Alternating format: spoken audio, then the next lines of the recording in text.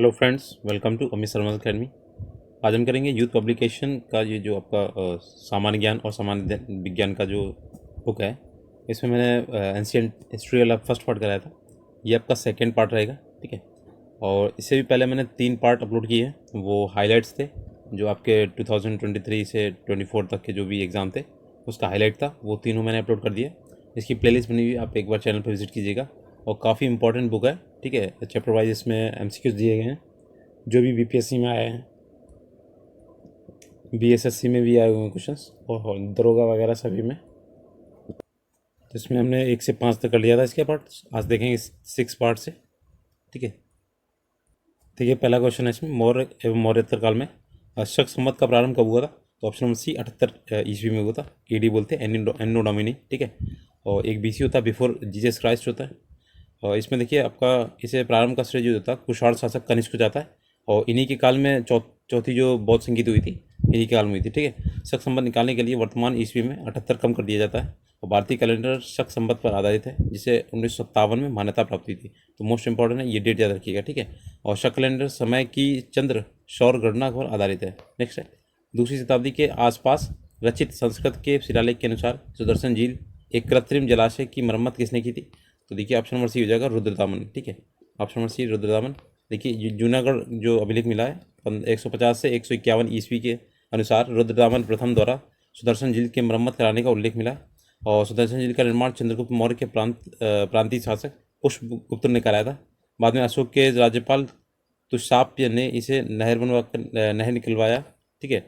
और रुद्रदामन के समय अतिवृष्टि से झील का बांध टूट गया था, जिसकी मरम्मत जो कार्य था वो रुद्रदामन ने किया था, ठीक है। और इसके लिए प्रजा पर कोई अतिरिक्त मतलब कर नहीं आरोपित किया जाता था। नेक्स्ट है, मौर्य साम्राज्य का अंतिम शासक कौन था? तो ऑप्शन नंबर बी, ये बृहद्रथ था। वो थोड़ा सा मिसप्रिंट है, ठीक है। और 323 ईस्वी में मौर्य साम्राज्य की स्थापना की थी किसने? चंद्रगुप्त मौर्य ने, ठीक है। और अंतिम शासक ये था बृहद्रथ। और इसकी जो हत्या की थी उसके सेनापति था उसका पुष्यमित्र शुंग ने, फिर उसने शुंग वंश की स्थापना की थी। नेक्स्ट है, मेगास्थनीज को राजदूत के रूप में किसके दरबार में भेजा गया था? तो मेगास्थनीज को देखिए ऑप्शन नंबर ये हो जाएगा, ये वाला। ये था आपका, देखिए मेगास्थनीज जो था यूनानी राजा सेल्यूकस द्वारा मौर्य सम्राट चंद्रगुप्त मौर्य के दरबार में भेजा गया था, ठीक है। और ये एक क्या था, एक यूनानी राजा था, राजदूत था, और इसकी खोजकर्ता या इतिहासकार था ये, ठीक है। इसने क्या की थी, इंडिका नामक एक पुस्तक लिखी थी, ठीक है। इसमें क्या था, उसके जो सामाजिक जीवन और इसके जो भी राजनीतिक जीवन के बारे में बताया था, ठीक है। जो भी आपके चंद्रगुप्त मौर्य के दरबार में घटा था। नेक्स्ट है, कौन सी पुस्तक बिंदुसार को एक अभिव्यक्ति अब अभिषिक्त क्षत्रिय वर्णित करती है? तो ऑप्शन नंबर सी, ये दिवावदान करती है। तो इसमें देखते हैं, ये दिवावदान में चंद्रगुप्त मौर्य के पुत्र बिंदुसार को क्षत्रिय मूर्धभिषिक्त अर्थात अभिषिक्त क्षत्रिय कहा गया है। और बिंदुसार मौर्य साम्राज्य के दूसरे शासक थे। इसका शासनकाल 298 से 273 ईस्वी पूर्व तक चला था। बिंदुसार को अमित्रघात के नाम से जाना जाता था। बिंदुसार की रुचि जैन के आजीविक संप्रदाय में थी, ठीक है। देखिए, एक बिंदुसार है, एक आपका बिंबिसार है, दोनों याद रखिएगा। बिंबिसार जो था वो आपका हरेक वंश का संस्थापक था, और ये बिंदुसार ये आपका अलग है, ठीक है। नेक्स्ट है, मौर्य काल में कंटक शोधन न्यायालय किस प्रकार का न्याय देता था? ये था फौजदारी, ठीक है। देखिए, 2 तरीके के न्यायालय थे, धर्मस्थीय और कंटक शोधन। ये न्यायालय ग्राम संघ और राजा के न्यायालय के अतिरिक्त थे। धर्मस्थनीय न्यायालय दीवानी न्यायालय की तरह कार्य करते थे, जो कंटक शोधन न्यायालय फौजदारी न्यायालय की तरह कार्य करते थे, ठीक है। नेक्स्ट देखते हैं, समाहर्ता कौन था? तो देखिए ऑप्शन नंबर ये हो जाएगा, इसी में दिए गए, देखिए समाहर्ता यहाँ पे देखिए, मौर्य काल में समाहर्ता राजस्व विभाग का प्रधान या महान जो संग्रहकर्ता होता था। मौर्य काल में शासकीय भूमि से प्राप्त आय को सीता कहा जाता है। ये इंपॉर्टेंट है, ये पूछा जाता है, ठीक है। और मौर्य काल में शिक्षा का सर्वाधिक प्रसिद्ध केंद्र तक्षशिला था। कौटिल का आसपास 15 अधिकरणों में व्यक्त था, ठीक है। नेक्स्ट है, तो यहाँ पे आपका ये हो जाएगा, ठीक है, महासंग्रहकर्ता। अगला है, मौर्य काल में शासकीय भूमि से प्राप्त आय को क्या कहा जाता था? तो ऑप्शन नंबर डी, ये सीता अभी इसमें बताया। नेक्स्ट है, मौर्य काल में शिक्षा का सर्वाधिक प्रसिद्ध केंद्र कौन सा था? तो ऑप्शन नंबर सी, ये तक्षशिला था। नेक्स्ट देखते हैं, कौटिल्य का अर्थशास्त्र कितने अधिकरणों में विभाजित था? तो ये हो जाएगा 15, ठीक है, ऑप्शन नंबर डी। नेक्स्ट है, किस शिलालेख में अशोक ने त्रिरत्न में अपना विश्वास प्रकट किया था? तो ऑप्शन नंबर डी, भ्रामरु, ठीक है।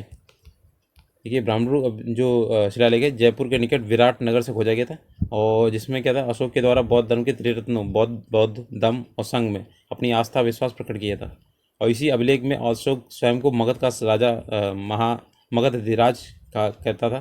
ठीक है, सोगारा अभिलेख में अकाल का उल्लेख मिलता है, और अशोक के 13वें शिलालेख में कलिंग का विजय का वर्णन है। ठीक है, उसी के बाद से उसने युद्ध को त्याग दिया था। अशोक अपने अभिलेखों में प्रियदर्शी नाम से जाना जाता है। ठीक है, और अशोक के अभिलेखों को सर्वप्रथम जेम्स प्रिंसेप ने पढ़ा था। अशोक के शिलालेख जो थे प्राकृत भाषा में पाए जाते हैं। ठीक है, नेक्स्ट देखते हैं, वह स्तंभ जिसमें अशोक ने स्वयं को मगध का सम्राट बताया, ये आपका ब्राह्मरू स्तंभ है। ठीक है, ऑप्शन नंबर डी। नेक्स्ट है, अशोक के शिलालेखों में प्रयुक्त भाषा कौन सी थी, तो ऑप्शन नंबर बी ये प्राकृत थी। ठीक है, अगला, अशोक में ब्राह्मणी अभिलेखों को सर्वप्रथम किसने पढ़ा था, तो ये जेम्स प्रिंसेप थे। ठीक है, नेक्स्ट है, अपने शिलालेखों में अशोक सामान्यतः किस नाम से जाने जाते हैं, तो देखिए ऑप्शन नंबर बी प्रियदर्शी। ठीक है, अगला है,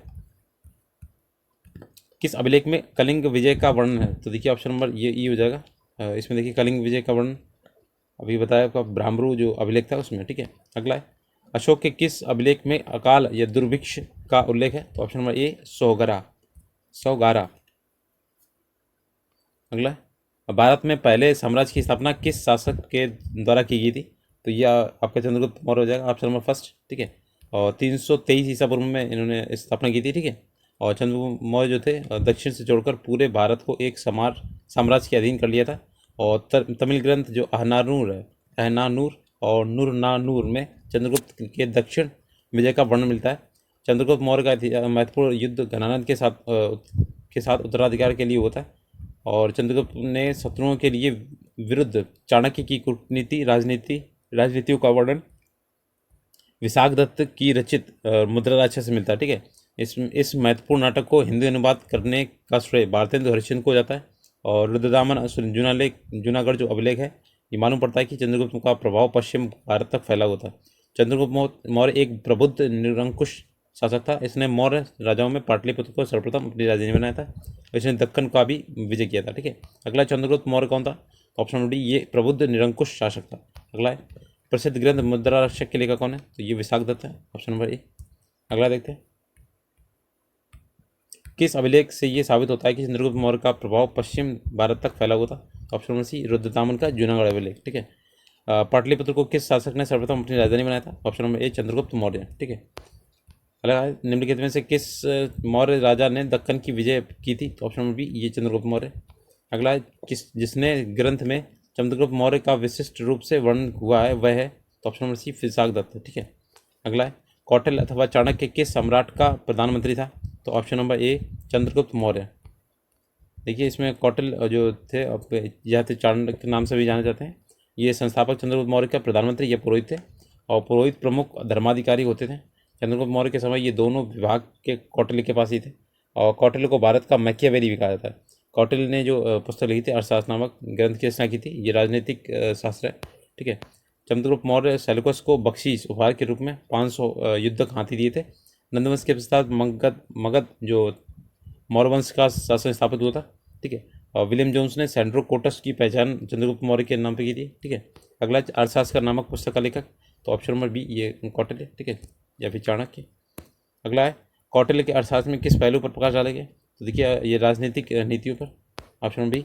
नंदवंश के पश्चात मगध पर किस राजवंश ने शासन किया था, तो ऑप्शन नंबर ए मौर्य वंश ने। अगला, सेंड्रो कोटस से चंद्रगुप्त मौर्य की पहचान किसने की थी, तो ये ऑप्शन नंबर ए हो जाएगा विलियम जोन्स। ठीक है, अगला है, कौटिल्य की पुस्तक अर्थशास्त्र किस विषय पर आधारित है, देखिए आपका इसमें शासन काल के सिद्धांत और अभ्यास। नेक्स्ट देखते हैं, चंद्रगुप्त मौर्य ने सेल्यूकस को बख्शीश के रूप में 500 युद्धक हाथी दिए थे, ऑप्शन नंबर ए। नेक्स्ट है, मेगास्थनीज जो दूत था किसका, तो सेल्यूकस का था, सेल्यूकस निकेटर। ठीक है, इसने अपना जो राज्य था मौर्य वंश के संस्थापक चंद्रगुप्त मौर्य के शासनकाल में भेजा था। ठीक है, और इसने क्या इंडिका नामक एक पुस्तक लिखी थी, और इंडिका जो पुस्तक थी पाटलिपुत्र के नगर प्रशासन का उल्लेख किया था, और साथ ही मौर्य समाज को 7 वर्गों में विभाजित किया था। ठीक है, नेक्स्ट है, वह स्रोत जिसमें पाटलिपुत्र के प्रशासन का वर्णन उपलब्ध है, तो ऑप्शन नंबर सी ये इंडिका। नेक्स्ट है, मौर्य समाज का 7 वर्गों में विभाजन का विशेष रूप से उल्लेख किया, तो किसने किया, तो ऑप्शन नंबर डी हो जाएगा मेगास्थनीज की पुस्तिका, जो पुस्तक इंडिका थी पुस्तक, इंडिका का लेखक option number B Megasthenes. Next है अशोक के धम्म का मूल्य संदेश क्या है, तो ऑप्शन नंबर ई देखिए यहाँ पे दिए गए जो धम्म राजा के प्रति वफादारी, वर्णों का सम्मान, धार्मिक सहनशीलता, शांति, अहिंसा के विचार परिलक्षित होते हैं। ठीक है, और इतिहास में अशोक की प्रसिद्धि का कारण उसका धम्म है, जिसको अशोक ने पूरे अपने दूसरे या 7वें अभिलेख स्तंभलेख में इस प्रकार वर्णन किया है। धम्म है साधुता, बहुत ही कल्याणकारी, अच्छे कार्य करना, पाप रहित होना, मृदुता, दूसरों के प्रति व्यवहार में उदारता, दया, दान और शुचिता। अशोक ने अपने 12वें शिलालेख में धम्म की सारवृद्धि पर जोर दिया है।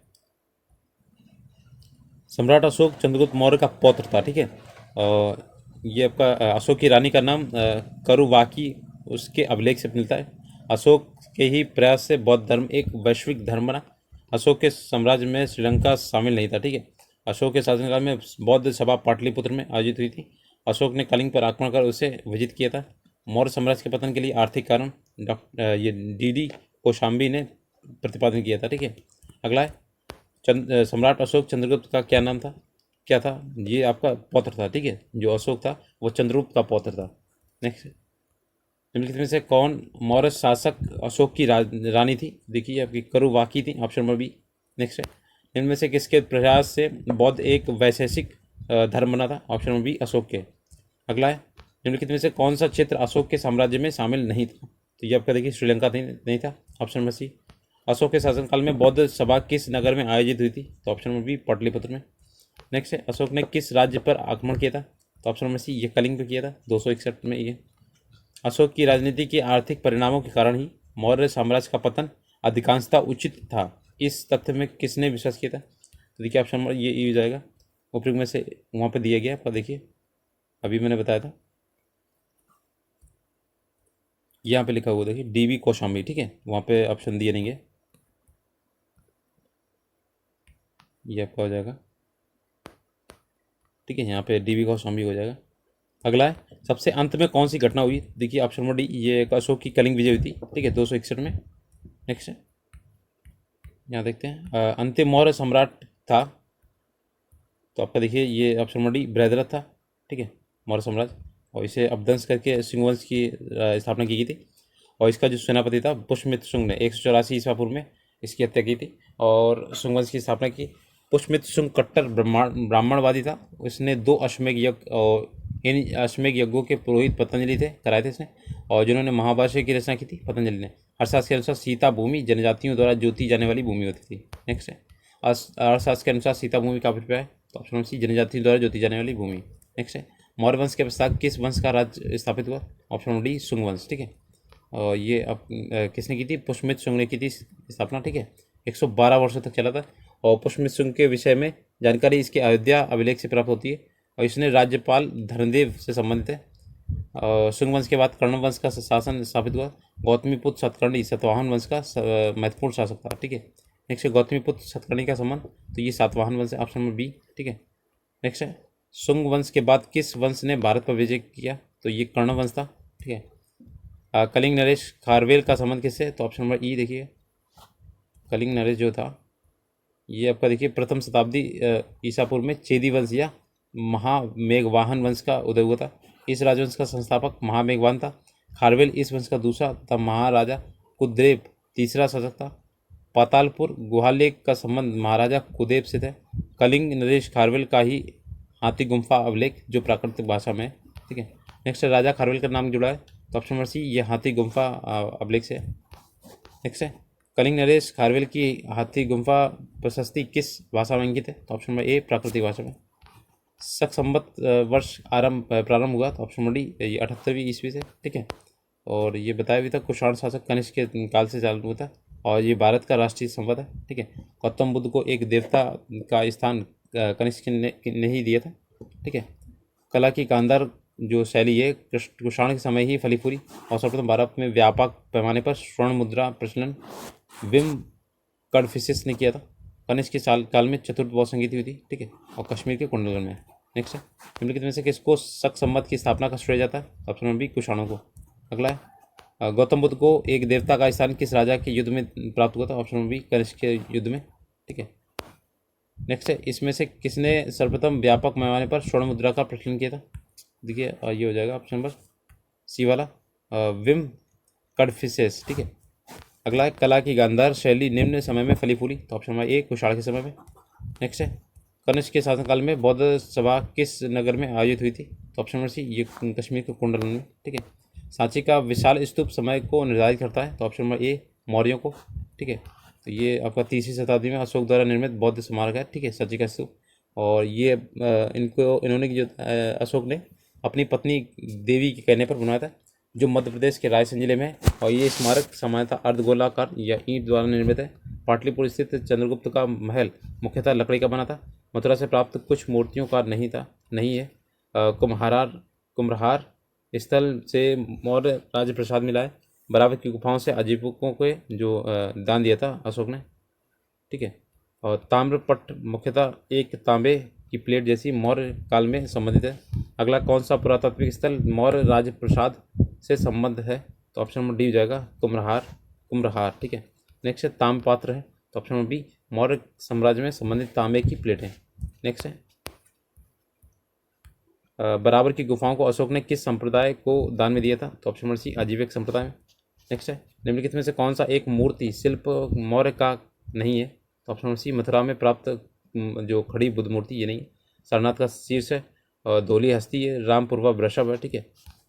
नेक्स्ट है, पाटलिपुत्र में स्थित चंद्रगुप्त महल जो था मुख्यतः किसका बना था? तो ऑप्शन नंबर सी लकड़ी का। नेक्स्ट है, भूमि अनुदान दिए जाने के लिए शाही दरबार से जुड़े हुए से कौन थे? तो ऑप्शन नंबर बी ब्राह्मण। ठीक है। नेक्स्ट है, देखिएगा ये आपका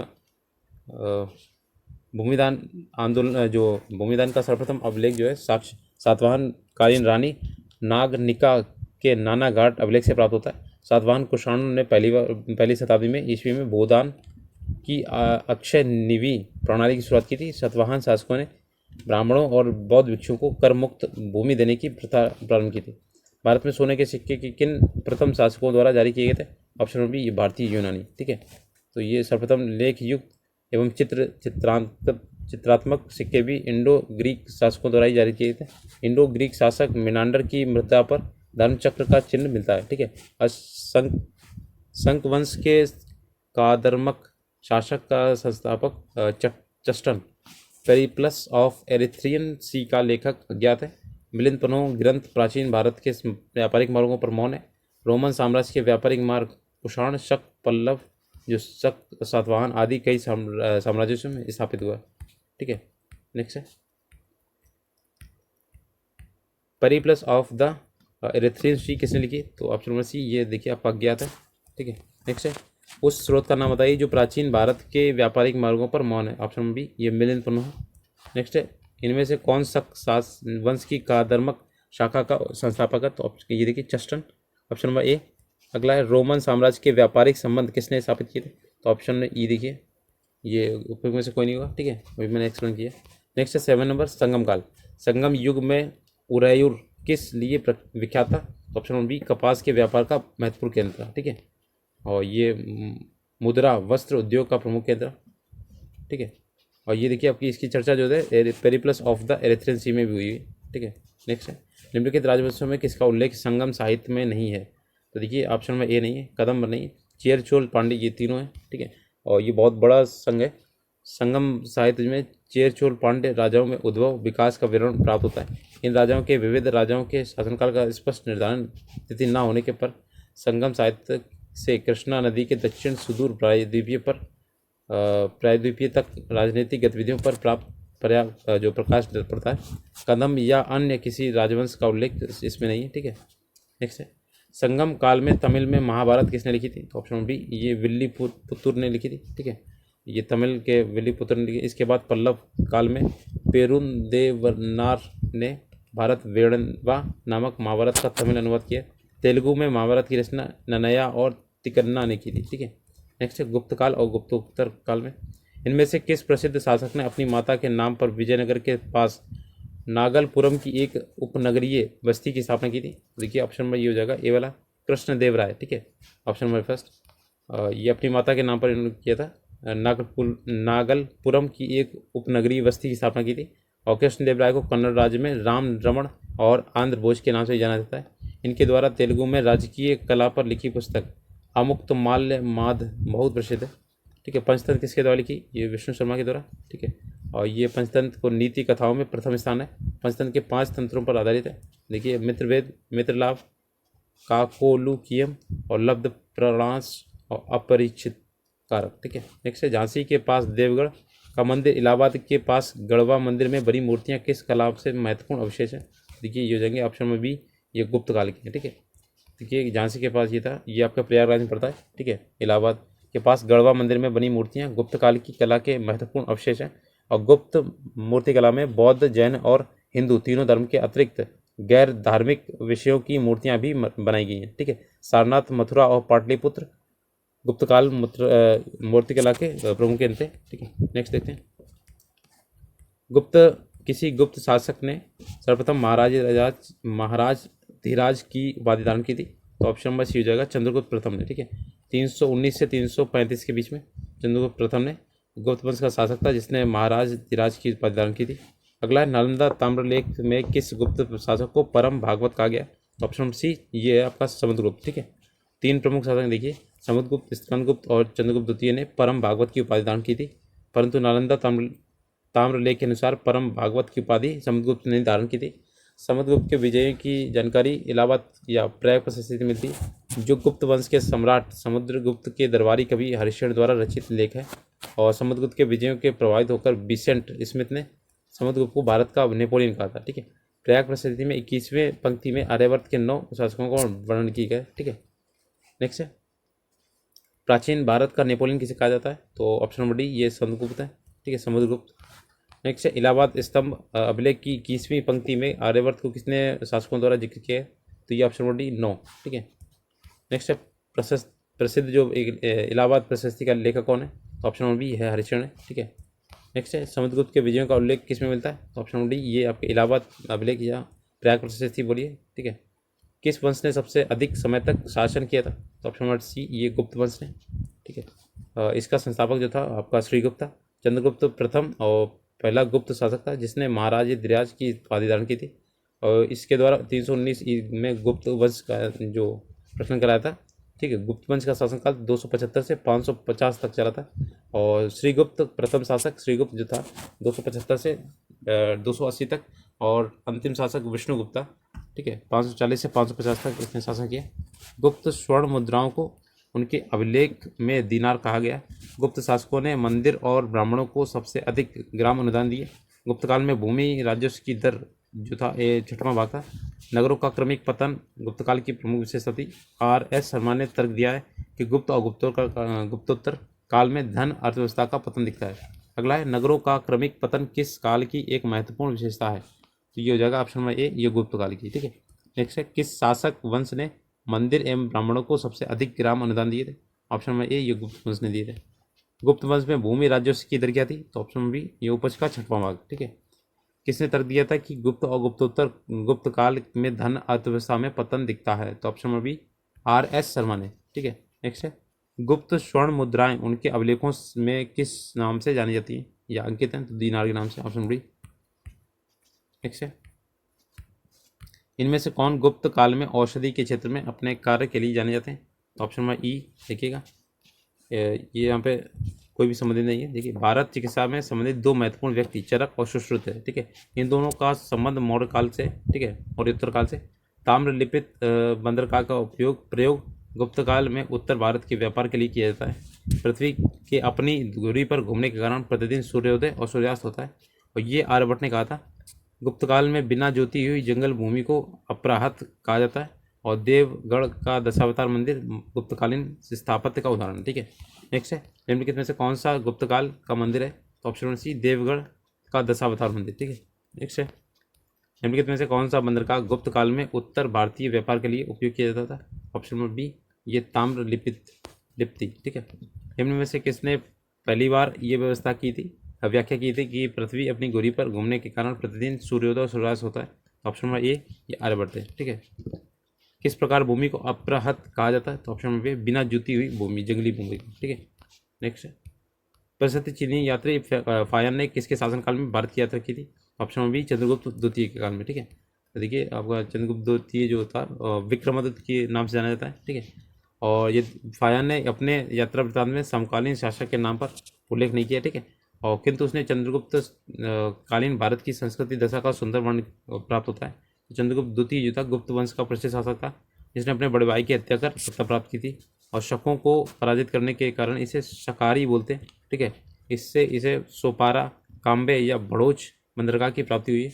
इसी के उपलक्ष्य में विक्रमादित्य की उपाधि धारण की। मैरोली लौह स्तंभ लेख का चंद्र या चंद्रगुप्त द्वितीय ही था, ठीक है। नेक्स्ट, चंद्रगुप्त द्वितीय किस साम्राज्य के शासक थे? ऑप्शन बी, ये गुप्त के थे, ठीक है।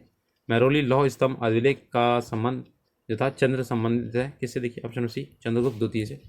अगला है, निम्नलिखित गुप्त शासकों में से किसने विक्रमादित्य जो उपाधि धारण की थी? ऑप्शन डी, ये आपके थे चंद्रगुप्त द्वितीय। नेक्स्ट है, किस गुप्त शासक ने शकों को पराजित किया था और इस कारण शकारी कहलाते? ऑप्शन नंबर सी, ये चंद्रगुप्त द्वितीय। नेक्स्ट है, किसके द्वारा 3 प्रसिद्ध बंदरगाहों सोपारा, काम्बे या बड़ोच को गुप्त साम्राज्य में मिलाया गया था? Option number C, Chandragupta Vikramaditya, ठीक है। किस गुप्त शासक ने अपने बड़े भाई की हत्या कर सत्ता प्राप्त की थी? तो ये चंद्रगुप्त द्वितीय था, इसे विक्रमादित्य बोलते हैं। गुप्त शासक जिसने हुड़ों को पराजित किया था? ऑप्शन नंबर सी, स्कंदगुप्त ने, ठीक है। ये अब देखिए भीतरी अभिलेख गाजीपुर में 8वें श्लोक में हुड़ों के साथ युद्ध जो हुआ था उसका उल्लेख मिलता है। हुड़ों को परास्त करने के उपलक्ष्य में स्कंदगुप्त ने विक्रमादित्य की उपाधि धारण की थी, ठीक है। मुद्राराक्षक नामक जो पुस्तक थी इसके लेखक कौन है? ऑप्शन नंबर ए, ये विशाख दत्त है, ठीक है। और विशाख दत्त ने मुद्रा राक्षस, देवी चंद्रगुप्तम नामक नाटक लिखे। कुमार संभवम, ये महाकाव्य की रचना कालिदास ने की थी। बाघ भट्ट ने अष्टांग हृदयम नामक आयुर्वेद ग्रंथ की स्थापना की थी। और बृहद संहिता पुस्तक के लेखक वराहमिहिर है, ठीक है। अमर सिंह के अमरकोश ग्रंथ में 12 प्रकार की भूमि का वर्णन मिलता है, ठीक है। देवी चंद्रगुप्तम नाटक के रचनाकार है, ऑप्शन नंबर डी, ये विशाख दत्त है। इसमें देखिए जोड़े बनाने इसमें, तो ऑप्शन नंबर सी देखिए ये आर्यभट्ट। इसमें लिखा कौन सा सुमेलित नहीं है, ठीक है। तो देखिए दंडी जो है 10 कुमार चरितम की है, ठीक है। और विष्णु शर्मा की पंचतंत्र है। और आपका देखिए भास की स्वप्नवास दत्ता है। आर्यभट्ट की ये बृहद संहिता, ये गलत है, ठीक है। नेक्स्ट है, अमरकोश में कितने प्रकार की भूमि का वर्णन किया गया? तो ऑप्शन नंबर बी, ये आपके 12 प्रकार की। नेक्स्ट है, आयुर्वेद के प्रसिद्ध ग्रंथ जो अष्टांग हृदय के रचनाकार कौन है? तो ऑप्शन नंबर बी, बाघ भट्ट। नेक्स्ट है, कुमार संभवम महाकाव्य किस कवि ने लिखा? ऑप्शन नंबर डी, ये कालिदास ने लिखा। नेक्स्ट है, ताम्रपत्र लेख दर्शाने के लिए प्राचीन काल में बिहार के राजाओं का संपर्क रहा? तो ऑप्शन नंबर डी, ये जावा सुमात्रा में, ठीक है। गुप्त काल के बाद बिहार के साथ ही साथ समूचे भारत में व्यापारिक उद्देश्य से दक्षिण पूर्वी एशिया के देशों के साथ अपनी दोस्ती बढ़ाई, जिसमें इंडोनेशिया ने जिससे जावा सुमात्रा द्वीप पर महत्वपूर्ण स्थान है, ठीक है। पाल शासकों में विशेषकर देवपाल ने साम्राज्य बिहार का संपूर्ण भाग था। और उसके काल में शैलेंद्र वंशीय शासक विक्रमशिला विश्वविद्यालय को अनेक गांवों को दान दिया गया था। मिथिला के कर्नाट वंश की स्थापना नानीदेव ने की थी और इस वंश का अंतिम शासक हरि सिंह था, ठीक है। नेक्स्ट है, कर्नाट वंश का संस्थापक कौन था? तो ऑप्शन नंबर ए, नानीदेव। नेक्स्ट है, कर्नाट वंश का अंतिम शासक कौन था? तो option number A, Hari Singh. Next है, नालंदा विश्वविद्यालय के संस्थापक का युग कौन सा था? तो ऑप्शन नंबर सी, ये गुप्त वंश में, ठीक है। और नालंदा बिहार प्रांत की राजधानी पटना के दक्षिण में स्थित है। सर्वप्रथम यहाँ पर बौद्ध बिहार की स्थापना गुप्त काल में हुई थी, ठीक है। यहाँ देखिए चीनी यात्री जो हेंगसन था वो लिखता है कि इसका संस्थापक शक्रादित्य था, जिसने बौद्ध धर्म के त्रिरत्नों की प्रति महती श्रद्धा के कारण इसकी स्थापना करवाई थी। शक्रादित्य की पहचान कुमार गुप्त के प्रथम से की जाती है, जिसकी सुप्रसिद्धि उपाधि महेंद्रादित्य थी। नालंदा विश्वविद्यालय को मुस्लिम आक्रमणकारी जो बख्तियार खिलजी था 1202 में इसने नष्ट किया था, ठीक है। नालंदा विश्वविद्यालय के संस्थापक, तो ऑप्शन बी, ये कुमारगुप्त को कहा जाता है, ठीक है। नालंदा विश्वविद्यालय के विनाश का कारण था? तो ये मुसलमान थे, ऑप्शन नंबर ए। नालंदा विश्वविद्यालय किसके लिए प्रसिद्ध था? तो ऑप्शन नंबर सी, ये बौद्ध धर्म के लिए प्रसिद्ध था। नेक्स्ट है, हिमचोंग की रात भारत में यात्रा हुई थी, उसके समय सूती कपड़ों के उत्थान के लिए सबसे महत्वपूर्ण नगर कौन था? ऑप्शन नंबर बी, ये मथुरा था, ठीक है। ये हिमचोंग जो था हर्षवर्धन का काल 606 से लेकर 647 ईस्वी में भारत आया था और तत्कालीन समय मथुरा सूती वस्त्र के उत्पादन का मुख्य केंद्र था, जबकि वाराणसी जो था रेशम के वस्त्रों के लिए प्रसिद्ध था। चीनी यात्री हेंगसोंग 6 वर्षों तक नालंदा विश्वविद्यालय में अध्ययन किया था। नेक्स्ट है, चीनी यात्री हेंगसोंग ने किस विश्वविद्यालय में अध्ययन किया था? ऑप्शन डी, ये आपका नालंदा विश्वविद्यालय होता है, ठीक है। नेक्स्ट थानेश्वर राजधानी थी, तो ये देखिए ऑप्शन डी, ये वर्धनों की थी, ठीक है। थानेश्वर जो था पुष्पमित्र शुंग देखिए आपके हर्षवर्धन के पहली राजधानी थी और 6वीं शताब्दी के उत्तरार्ध में पुष्यमित्र पुष्यभूति वंश की स्थापना राजधानी बनी। यह आधुनिक दिल्ली तथा प्राचीन इंद्रप्रस्थ नगर में उत्तर में अम्बाला करनाल में मध्य स्थित है। हर्षवर्धन के काल में इसका महत्व बढ़ गया। ठीक है, वर्धन वंश की स्थापना पुष्यभूति ने की थी। हर्षवर्धन के काल में चीनी यात्री यांगचौन 629 से 645 ईस्वी तक भारत की यात्रा की थी। हर्ष की रचना हर्ष के दरबारी कवि बाणभट्ट ने की थी। बाणभट्ट मूलतः प्रतिकूटी गांव का रहने वाला था। नेक्स्ट है, कवि बाण निवासी था, तो ऑप्शन डी ये उपरों में से कोई नहीं।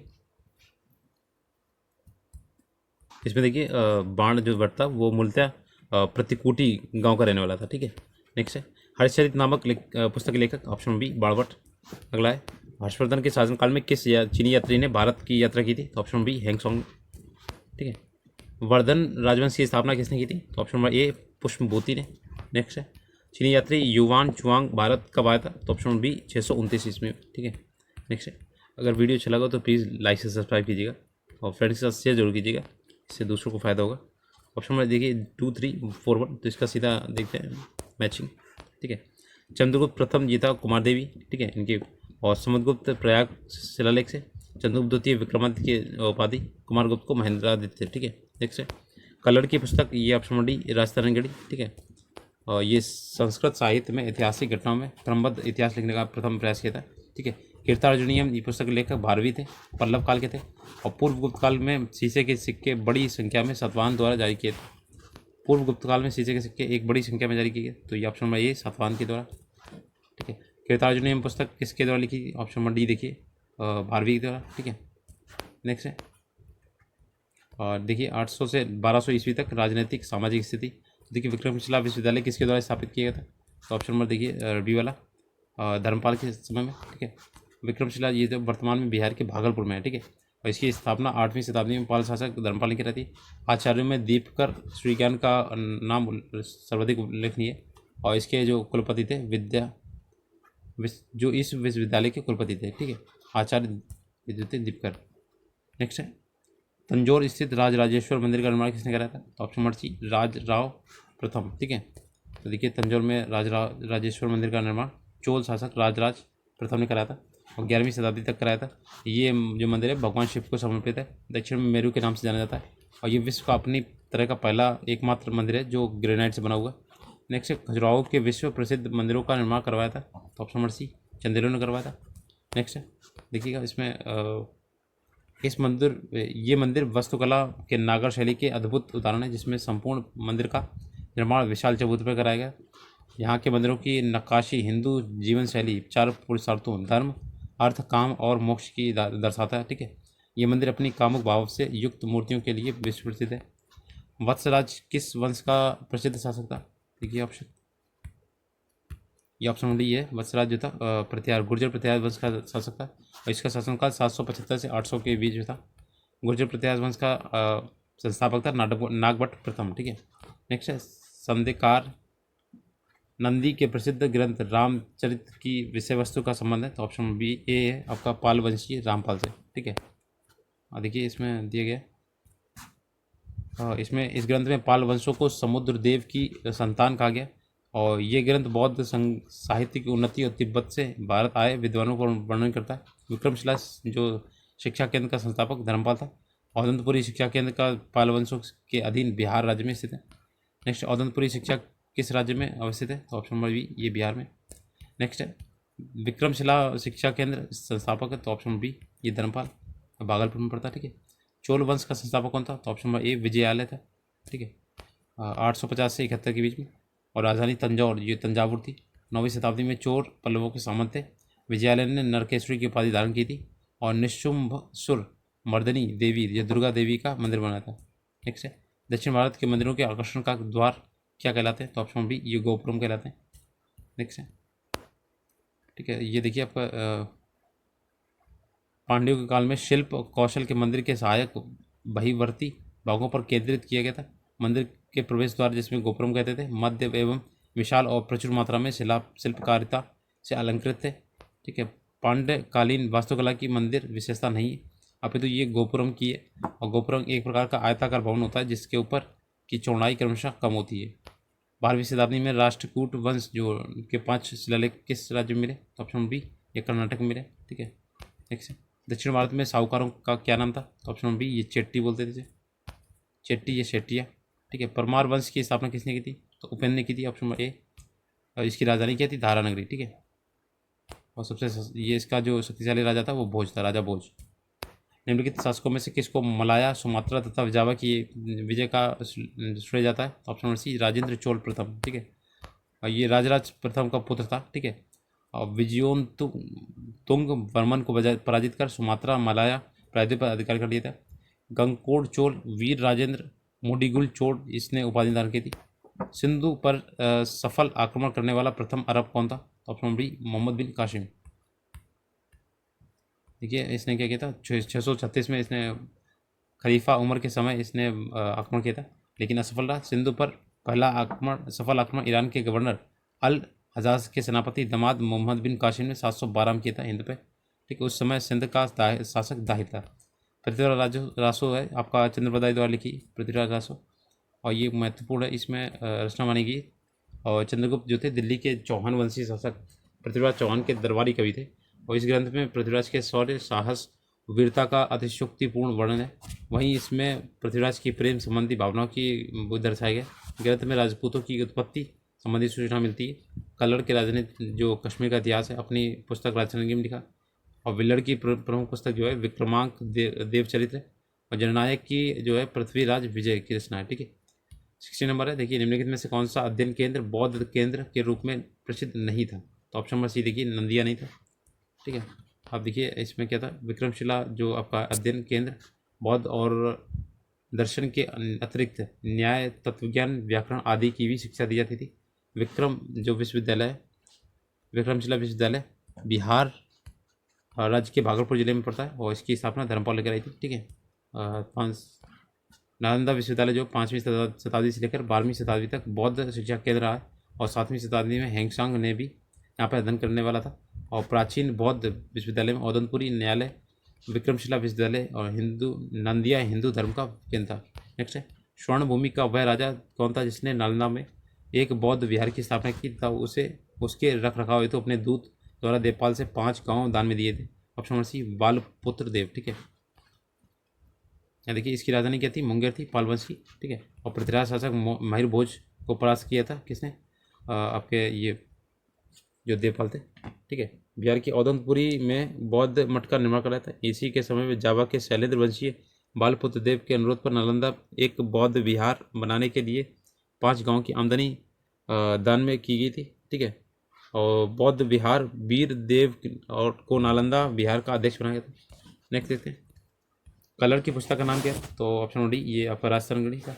ठीक है, और इसमें कश्मीर के लोहार वंश का शासक हर्ष के दरबारी कवि थे, और राजतरंगी में भारत की प्राचीन इतिहास का अभिव्यक्ति मिलती है। ठीक है, ये आपका देखिए लोहार वंश के अंतिम जो शासक थे जयसिंह के समय में लिखित राजतरंगी में कुल 8 तरंग 8000 श्लोक है। प्रथम 3 तरंगों में कश्मीर के प्राचीन इतिहास का वर्णन है, चौथे छठे में कारकेट और उत्पल वंश का वर्णन है, 7वें 8वें में लोहार वंश का वर्णन है। ठीक है, महमूद गजनवी ने अपना अंतिम सैन्य अभियान भारत में कब भेजा? तो ऑप्शन डी, 1027 में। ठीक है, और ये 17 बार इसने आक्रमण किया था। ठीक है, एहोल में दुर्गा मंदिर का निर्माण कराया था, ऑप्शन बी, चालुक्य काल में। ठीक है, ये बीजापुर जिले के कर्नाटक में है। ठीक है, बतापी बदामी के चालुक्य वंश का संस्थापक पुलकेशिन प्रथम था, और इतिहास एलोह के रवि कीर्ति द्वारा रचित जो अभिलेख मिला है उसमें कवि ने कालिदास और भारवी को अपनी तुलना की है। इस मंदिर में चालुक्य काल और द्रविड़ शैली के तत्वों की वास्तुकला दिखाई जाती है। एलोह के प्राचीन रॉक कट मंदिरों में सबसे खास यहाँ स्थित मंदिर जो माना जाता है। ठीक है, नेक्स्ट है विविध देखिए, प्रथम तराइन युद्ध पृथ्वीराज चौहान ने किसको पराजित किया था? ऑप्शन में ये जो मोहम्मद गौरी में, और ये 1191 में हुआ था। ठीक है, और दूसरी बार हुआ था 1192 में, और द्वितीय जो हुआ था उसमें क्या था, पृथ्वीराज चौहान को पराजय मिली थी। नेक्स्ट है, किस अजंता की गुफाएं किस राज्य में? तो ऑप्शन बी, ये महाराष्ट्र में। ठीक है, और ये औरंगाबाद जिले में अजंता की गुफाएं। ठीक है, 29 गुफाएं हैं, इसमें से बौद्ध धर्म को समर्पित है सभी, और 1983 में यूनेस्को में शामिल की गई थी। किस वंश ने सबसे अधिक समय तक शासन किया था? ऑप्शन सी, गुप्त वंश था। ठीक है, देख लीजिए गुप्त वंश का 275 से 585 ईस्वी। बद्रीनाथ धाम किस राज्य में है? तो ऑप्शन नंबर बी ये उत्तराखंड में, ठीक है। और यहाँ पे क्या है, आपके 4 धाम है, यमुनोत्री, गंगोत्री, केदारनाथ और बद्रीनाथ है। और बद्रीनाथ धाम में भगवान विष्णु का मंदिर है, और इसका जो निर्माण है शंकराचार्य ने कराया था, ठीक है।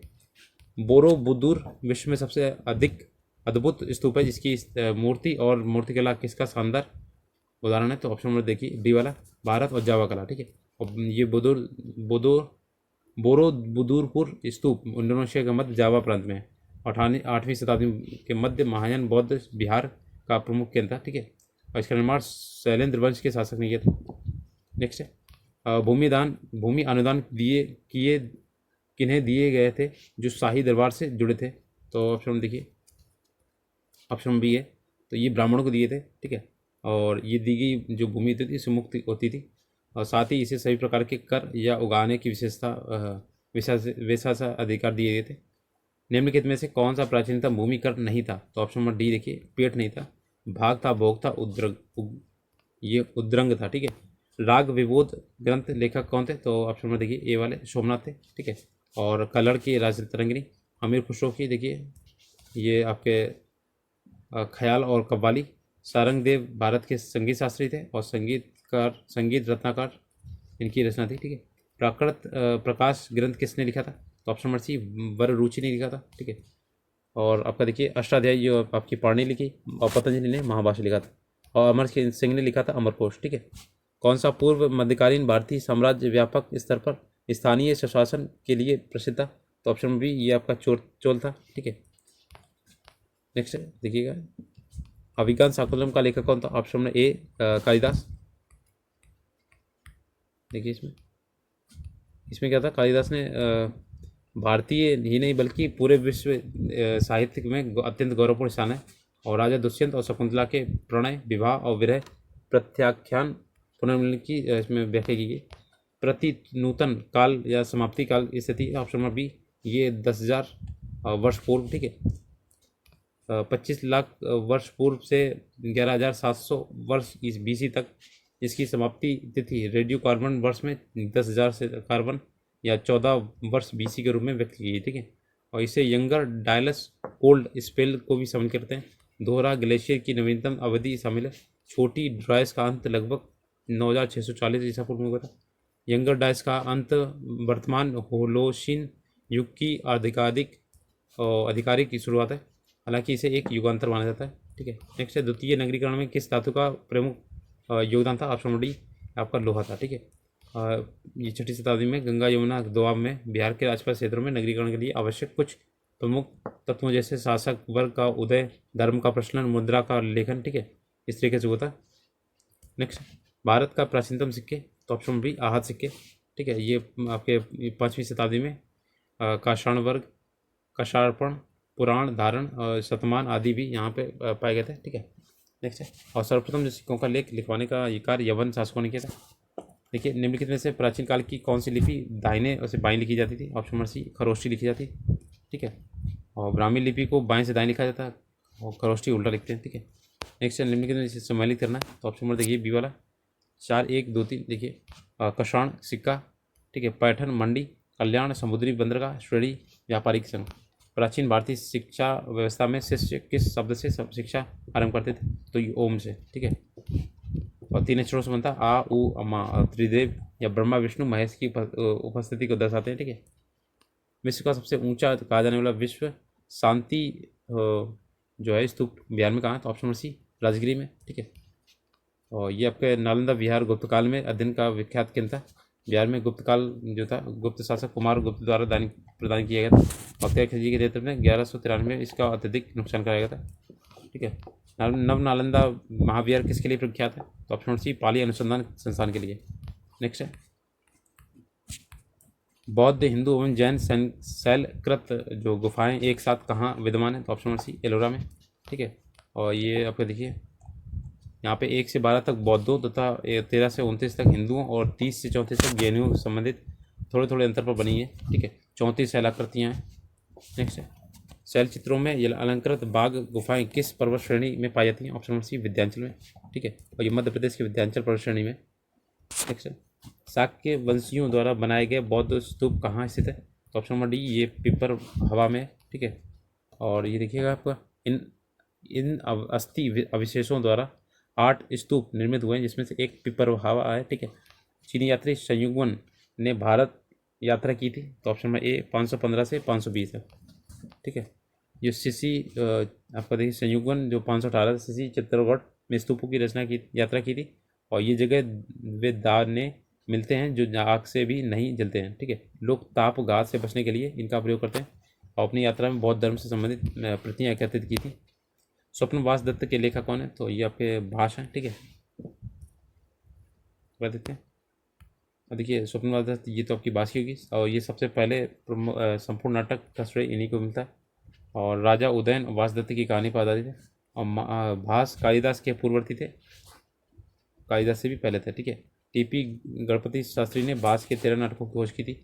अविशेष प्रतियोगन धरायण तथा उरुभंग इनकी रचनाएं हैं। ठीक है, कालिदास ने अभिज्ञान साधुकुलतलम, मेघदूत, कुमार संभवन, रघुवंश की रचना की, और भभूति ने मालती माघव। ठीक है, उत्तर रामचरितम, राजराजेश्वर ने देखिए राजराजेश्वर ने बाल नाम रामायण, कर्पूर मंजरी, काव्य मीमांसा की रचना की थी। धर्मशास्त्र में भूल राजस्व की दर क्या थी? तो ऑप्शन नंबर सी 1/6 थी। ठीक है, नेक्स्ट है 800 से 600 ईसा पूर्व तक का काल किस युग से जुड़ा है? तो ऑप्शन नंबर ए ब्रह्म युग से। ठीक है, और 600 से 300 के पूर्व ये समय सूत्र युग का समय था। ठीक है, पाणिनिकृत आदिष्टदायी किसके संबंधित है? तो ऑप्शन नंबर सी व्याकरण से संबंधित है। ठीक है, और ये प्रत्येक पद जो थे 38 से 220 तक सूत्र हैं, इसमें 8 अध्याय हैं, 32 पद हैं, और सब मिलाकर 4000 सूत्र हैं। ठीक है, मृक्षकटिकम का लेखक कौन था? तो ऑप्शन नंबर देखिए डी, ये शूद्रक है। ठीक है, देखिएगा मृक्षकटिकम शूद्रक। और कालिदास ऋतु संगारम, मेघदूतम, बाणभट्ट, कादम्बरी, भारवी, कृतार्जुनीयम। ठीक है, नेक्स्ट है स्तंभ दिए, इसमें देखिए मैचिंग करनी है, तो ऑप्शन नंबर डी देखिए 2 1 3 4 5 3 4 6। ठीक है, नागानंद हर्षवर्धन की, हर्षवर्धन बाणभट्ट की, तुगलकनामा अमीर खुसरो की, ताउल मो ये राजा राम मोहन राय की, नील दर्पण दीनबंधु की। ठीक है, नेक्स्ट है चीनी यात्री हेंगजीत सिंह ने बिहार का भ्रमण किया था, तो ऑप्शन डी उपमें में से कोई नहीं। देखिए ये 671 से 675 में आया था भारत। ठीक है, और इसने नालंदा बिहार में रहकर 4000 संस्कृत ग्रंथों का अनुवाद किया था। हित सिंह ने 60 बौद्ध भिक्षु की जीवनी लिखी थी। ठीक है, अजंता की चित्रकला में निम्न चित्रों का वर्णन मिलता है, तो देखिए कौन से? ऑप्शन नंबर सी जातक। ठीक है, और ये आपके देखिए अजंता गुफाओं में ज्वालामुखी चट्टानों से दूसरी शताब्दी में 4वीं शताब्दी से काट कर बनाया गया था। अजंता की गुफाओं में सर्वाधिक ज्ञातक कथाओं या बौद्ध धर्म से संबंधित दृश्य हैं। ठीक है, महाभारत रामायण का भी चित्र अजंता गुफा से मिलता है, और ये गुफा जो है आपकी महाराष्ट्र के औरंगाबाद जिले में, और 1983 में यूनेस्को में शामिल किए गए थे। सूर्य सिद्धांत के लेखक कौन है? तो ये ऑप्शन नंबर ए आर्यभट्ट है। ठीक है, इनकी पुस्तक है आर्यभट्टियम।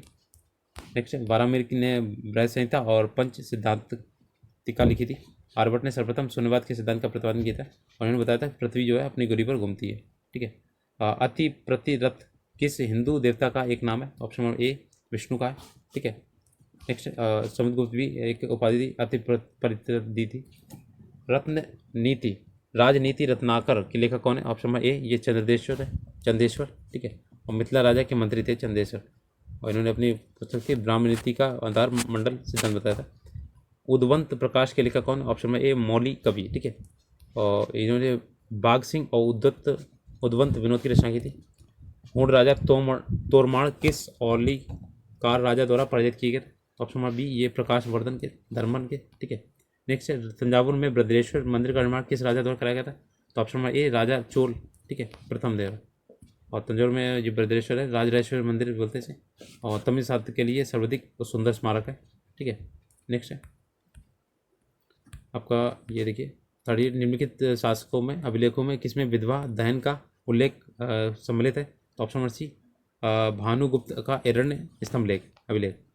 ठीक है, और ये आपका देखिए गोपराज नामक सेनापति की स्त्री की सती होने का उल्लेख इसमें मिलता है, विधवा दहन का भी उल्लेख है। ठीक है, महावंश के अनुसार बिंबिसार की आयु में सिंहासन किस आयु में बैठा था? ऑप्शन नंबर ए 15 वर्ष की आयु में। ठीक है, ये 544 में बैठा था।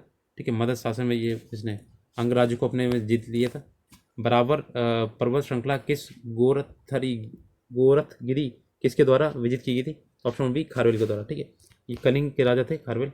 महावेग वाहन वंश का संस्थापक सबसे बड़ा सम्राट था महामेघ वाहन। और इसमें देखिए आपका गोथरी विजय का उल्लेख मिलता है हाथी गुफा अभिलेख से। मोरक्को के यात्री इब्न बतूता का वृत्तांत किस रूप में जाना जाता है? Option number A Rihla group में, ये पुस्तक इनकी। और ये क्वेश्चन आया था मोरक्को का, ठीक है, 1313 में आया था, ठीक है, इवन बतूता जो इवन सॉरी मोहम्मद बिन तुगलक के काल में आया था, ठीक है। नेक्स्ट है आपका ये कंप्लीट हो गया, ठीक है, आपके 41 इसमें क्वेश्चन थे इसमें। और अगर वीडियो अच्छा लगा तो प्लीज़ लाइक से सब्सक्राइब कीजिएगा। मैंने इसकी प्लेलिस्ट बना दी, आप एक बार चैनल पर विजिट कीजिएगा। और इसमें मैं आपका देखिए, अब इसके बाद आपका मिडिएवल आएगा, ठीक है, फिर आपका आएगा मॉडर्न हिस्ट्री, ठीक है। मॉडर्न हिस्ट्री आपके लिए बहुत इंपॉर्टेंट है, ऐसा नहीं कि मॉडर्न मिडिएवल भी आपके लिए इंपॉर्टेंट है, ठीक है। तो सारा ये बुक का जो वे है मैं आपका पूरा करा दूँगा पेपर से पहले। अगर वीडियो अच्छा लगे तो प्लीज़ लाइक कीजिएगा। Thanks for watching.